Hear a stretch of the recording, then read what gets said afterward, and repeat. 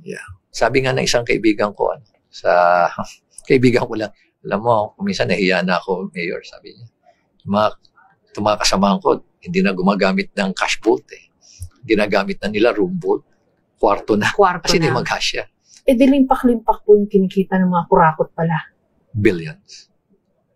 And they're stealing, some of them are stealing 1 billion a year, more than. And if you're stealing 1 billion a year, you're stealing 2.7 million a day. Wow. And alam mo ba yung dimension ng 1 billion? Kung at 1,000 pesos, that's 5 feet by 5 feet by 4 feet.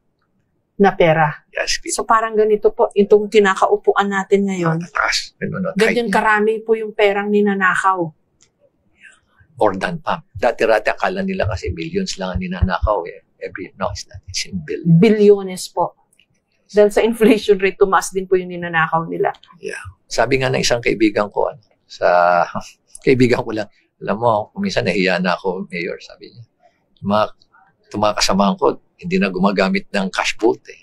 Ginagamit na nila room vault. Kwarto na. Kasi hindi mag-hasya.